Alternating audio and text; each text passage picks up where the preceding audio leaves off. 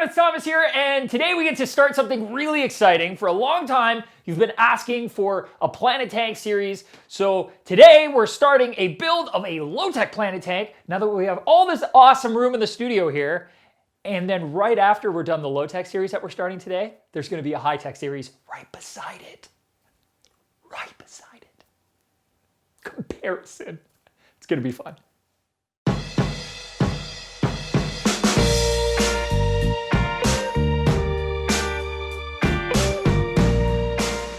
So first, let's define what a low-tech Planet Tank actually is. In essence, it's an aquarium focused on keeping low-demand live plants happy and thriving aquatically without the use of specialized equipment. This is usually things like pressurized CO2 or high-intensity lighting or a lot of like a complicated fertilizer regimen. Personally, rather than using fertilizers, I try to rely on the fish or whatever livestock I have in the tank to provide nutrients to the plants through waste and some amount of CO2 through respiration.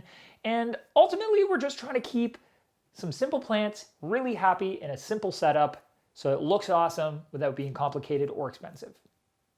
Now, with that being said, I'm choosing the aquarium and all the corresponding products for this build with the needs of plants in mind, because you don't want to set up a tank and skimp out on the basics that the plants are going to require, because that's just kind of a setup for failure. So although we're trying to keep things low tech and cost effective and uncomplicated, we still want to make sure it's specialized for those plants to thrive so that things are simple for us and easy.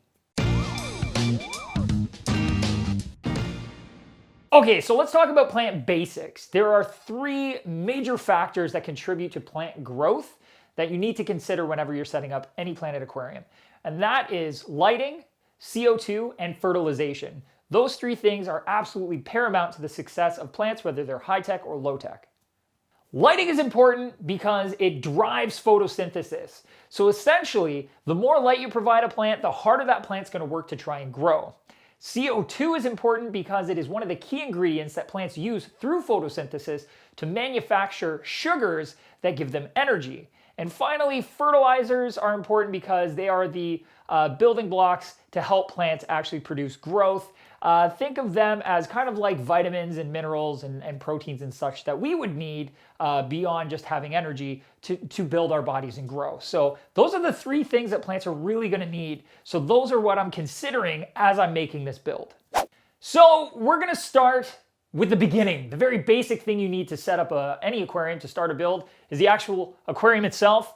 So what I've got here and what I've chosen for this build is a really nice 17-gallon Seapora crystal aquarium. 17 gallons is a really great size. Anything really between 15 and 20 gallons is a great size for most rooms. It's not too big.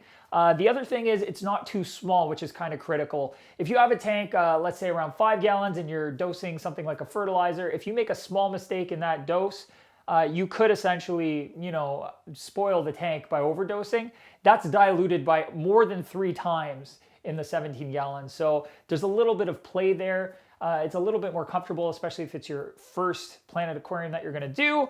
One thing I really love about the Crystal Series Seapora tanks is that they are a rimless design with high clarity glass, which is low iron glass. So if you actually notice the glass, if you're looking down the length of it as opposed to through it from the front, it's almost a light blue color instead of a really dark green.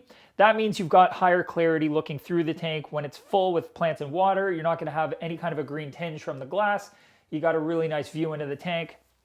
I also absolutely love that it's rimless and that I'm going to be able to see the water line. I also really appreciate that Seapora includes a leveling mat with the rimless aquarium. So rather than putting glass directly on a hard surface, there is a small slice of foam, the same dimensions as the tank, underneath the aquarium. And what that's there to do is make up for any small deviations or differences that might be in the surface of the stand you're putting the aquarium on. That way you don't have any hard points poking the bottom of the tank. They get absorbed by that leveling mat. It is, however, super important that the tank is still level, so I'm going to grab a level. And as you can see, we've got level. So I actually know it's level front to back as well because I've already measured that.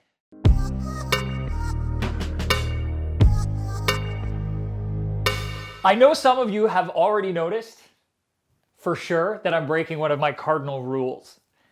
And that's that I have a very bright window right across from the aquariums. So, because I have these big windows, during the day when we are not filming in here, I'm gonna have to keep the blinds closed, which, you know, is a little bit of extra work. I gotta come down here and close them, and then when we're gonna film or I wanna come and look at the tanks or be in this room if I want light, I gotta open them back up. But that is a small price to pay for the colossal amount of algae I am guaranteed to have if I just let the sun beam in on these tanks for half the day. Because for a good half the day, it's just flooding this room, flooding it. So yes, I will be closing those blinds. I didn't have that as an oversight. I simply am working with what I got.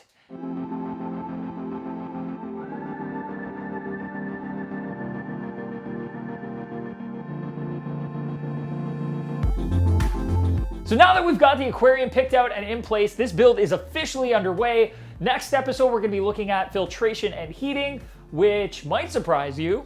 Maybe not, maybe you know exactly what I'm gonna use. But this is essentially just a plain freshwater aquarium until we start getting plants in there, which brings me to the following episode. After filtration and heating, we're gonna be looking at lighting, which gets a little bit more complicated because we're trying to keep plants happy. After that, substrate, aquascaping. I know a lot of you have been asking for aquascaping videos for a while now, so that's coming up. You don't want to miss any of it, so please hit that subscribe button. You don't want to be late to the party, because then you're going to be that person who's not here when everybody else is here. And then you show up and everybody's going to look at you because you came through the door well after everyone else. And that's an awkward feeling. Subscribe. And also keep on tanking with me here with tanks, actual tanks. My life is complete again. Hey everyone, guess what time it is? Love me! I'm nervous. Basically, let me finish